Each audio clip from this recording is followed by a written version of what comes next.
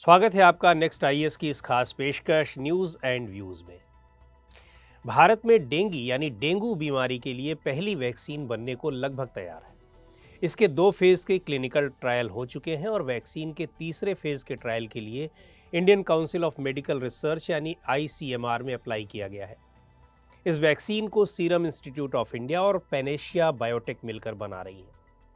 आज के news and views में हम इस वैक्सीन और डेंगू बीमारी से जुड़े डिफरेंट एस्पेक्ट्स की चर्चा करेंगे। वैक्सीन के फेज़ 3 का ये ट्रायल वैक्सीन की एफिकेसी, सेफ्टी और इम्यूनोजेनिसिटी का पता लगाने के लिए किया जाएगा। माना जा रहा है कि अगस्त में एडल्ट्स पर ये ट्रायल शुरू हो जाएंगे। डेंगू वैक्सीन में जो कुछ डिज़ायरेबल कैरेक्टरिस्टिक्स हैं वो इस प्रकार हैं। Short and long term safety profile जिसमें कोई एंटीबॉडी डिपेंडेंट एनहेंसमेंट ना हो, डेंगू के सभी 4 सीरोटाइप्स से प्रोटेक्शन, डिजीजेज और डेथ्स के रिस्क को रिड्यूस करना और सस्टेन्ड इम्यून रिस्पॉन्स तैयार करना, किसी भी एज और किसी भी सीरो स्टेटस के प्रति इफेक्टिवनेस इत्यादि। डेंगू के बारे में जान लेते हैं। कई बार इसको डेंगू भी कहा जाता है। ये एक वायरल इन्फेक्शन है जो मच्छर से इंसानों में फैलता है। ज़्यादातर लोगों में डेंगू के या तो माइल्ड सिम्टम होते हैं या फिर कोई भी सिम्टम्स नहीं होते हैं और 1 से 2 हफ्तों में ये ठीक हो जाते हैं। इसके मोस्ट कॉमन सिम्टम्स में फीवर, हेडेक, बॉडी एक्स, उल्टी या मतली आना और शरीर में दाने पड़ना है। डेंगू से इन्फेक्ट होने के बाद ये सिम्टम्स 4 से लेकर के 10 दिन में दिखाई देते हैं और 2 से 7 दिन तक ये बने रहते हैं।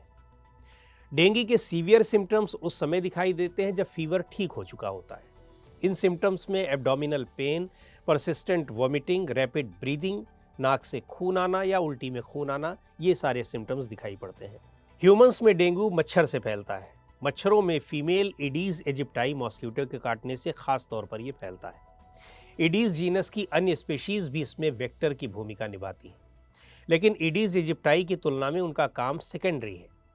डेंगू फैलाने वाला ये मच्छर दिन के समय एक्टिव होता है। यही नहीं, इन्फेक्टेड पर्सन से मच्छरों में भी डेंगू का वायरस चला जाता है। ऐसे सिम्टम वाले, हल्के सिम्टम वाले या बिना सिम्टम वाले व्यक्ति से भी इनका ट्रांसमिशन हो सकता है। इंसान से इंसान के बीच डेंगू का ट्रांसमिशन मॉस्किटो वेक्टर से ही होता है, लेकिन कई बार मैटरनल ट्रांसमिशन भी होता है, जैसे प्रेग्नेंट मदर से उसके बच्चे में इन्फेक्शन हो जाता है। दूसरे कुछ तरीकों से भी ये इन्फेक्शन फैल जाता है। इसमें ऑर्गन डोनेशन, ब्लड ट्रांसफ्यूजन्स ये शामिल है। इसके साथ ही मॉस्किटोज़ के अंदर ही वायरस के ट्रांसमिशन यानी ट्रांसोवायरियल ट्रांसमिशन से भी इन्फेक्शन फैलता है। रिस्क फैक्टर्स की बात करें तो यदि किसी व्यक्ति को पहले से डीईएनवी इन्फेक्शन है तो फिर उसके बाद सीवियर डेंगू का रिस्क बहुत बढ़ जाता है। अनप्लैन्ड अर्बनाइजेशन की वजह से डेंगू इन्फेक्शन का रिस्क बहुत बढ़ जाता है। इसके ट्रांसमिशन में कई सोशल और एनवायरनमेंटल फैक्टर्स जैसे population density, human mobility, access to reliable water sources, water storage practice जैसे कई फैक्टर्स भी शामिल हैं। इसके अलावा डेंगू का खतरा इस बात पर भी निर्भर करता है कि लोगों में इसकी जानकारी कैसी है, क्या एटीट्यूड है और वे इससे निपटने के लिए क्या करते हैं। वर्ल्ड हेल्थ ऑर्गेनाइजेशन ने डेंगू को 2019 में टॉप 10 ग्लोबल थ्रेट्स में शामिल किया है। एक अनुमान के मुताबिक हर साल 100 से लेकर 400 मिलियन इन्फेक्शंस होते हैं, जिनमें से 80% माइल्ड और एसिम्प्टोमेटिक होते हैं। WHO के मुताबिक 2019 में करीब 5.2 मिलियन केसेस दर्ज किए गए थे, जिनमें से अधिकतर एसिम्प्टोमेटिक या माइल्ड और सेल्फ मैनेज थे। इसीलिए डेंगू इन्फेक्टेड लोगों की सही संख्या पता नहीं चल पाती है।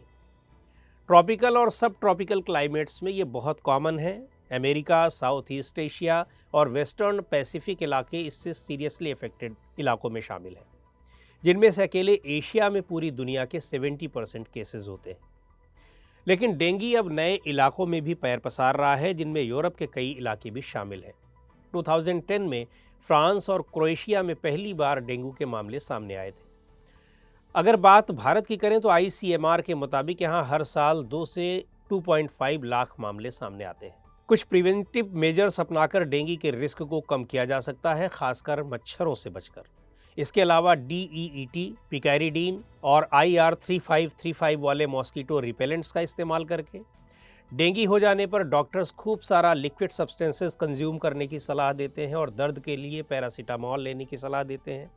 साथ ही ब्रुफेन और एस्पिरिन जैसी non steroidal anti inflammatory drugs लेने से परहेज करने की भी सलाह देते हैं। फिलहाल डेंगू का कोई स्पेसिफिक ट्रीटमेंट उपलब्ध नहीं है। कुछ कंट्रीज में एक वैक्सीन डेंगवैक्सिया को अप्रूवल और लाइसेंस मिला हुआ है, जबकि दूसरी वैक्सीन अभी अंडर इवैल्यूएशन है। डेंगू के प्रिवेंशन और कंट्रोल स्ट्रेटजीज के लिए और global vector control response adopt करने में WHO सभी कंट्रीज की मदद भी करता है। तो आज के इस एपिसोड में इतना ही। अगले एपिसोड में फिर मिलेंगे किसी नए टॉपिक के साथ।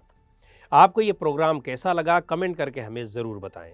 आप अपने सुझाव भी हमें भेज सकते हैं।